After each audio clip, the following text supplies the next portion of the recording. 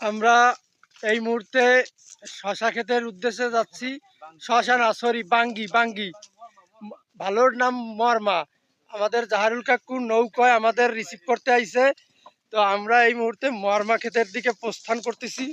দেখা যাক মর্মা কেমন কি হয়েছে। কাকু মর্মা কি আছে?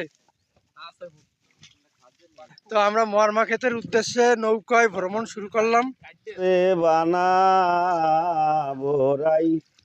বিনোদিনী আমি হব কালাচান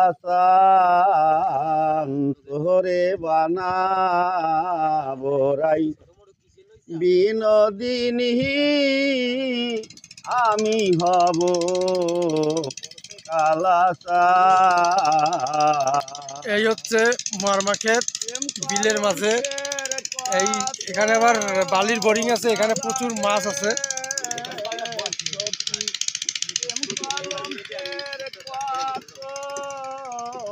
এই হলো কাকু, জাহারুল কাকুদের সেই বাঙির ক্ষেত।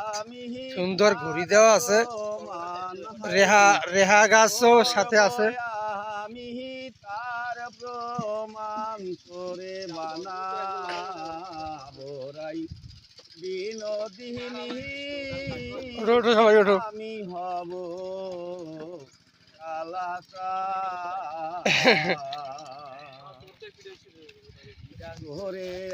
এই হচ্ছে এই বাঙি ক্ষেত। এই প্রথমেই আমরা একটা বাঙির সন্ধান পেয়ে গেলাম। এটা মনে হয় বেসন রাখছে, একটু বড়। ওটা বয়স্ক ভাতা। এখানে টমেটো গাছও আছে। হ্যাঁ, ঠিক আছে। এই হচ্ছে সুন্দর ফুল হয়েছে।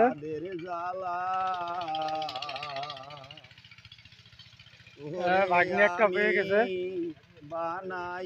এই একটা মিটুন এইটা কিরকম? ফুলের কুল বালা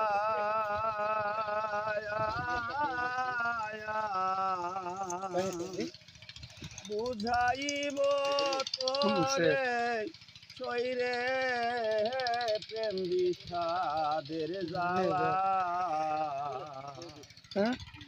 ভিডিওই তো শেষ হলো না। বাঙি আছে প্রচুর। এইখানে খুঁজলে আরো বহুত পাওয়া যাবে। আগা করে সব জায়গা বাঙি ক্ষেত।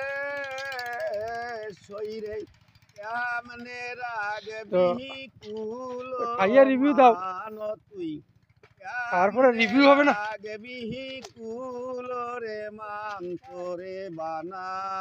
ফরমালিন মুক্ত, একদম সতেজ তাজা, গাছ থেকে পাড়া মাল। ওই যে আরেকটা বাঙি ক্ষেত, ওখান থেকে এই গরুর জন্য ঘাস কাটা হয়েছে। বিনোদিনী আমি হব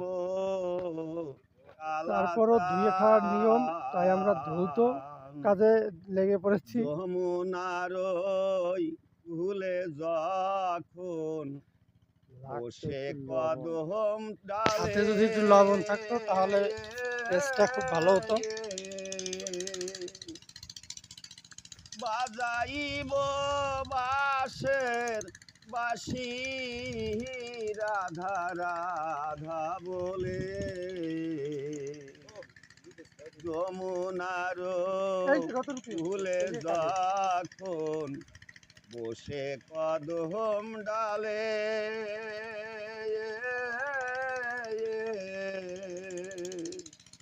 বাজাইব বাঁশের বাঁশি রাধা রাধা বলে। বিষাদের কত জ্বালারে সখী। আমরা এখন খাওয়া খাই, পরে কথা হবে।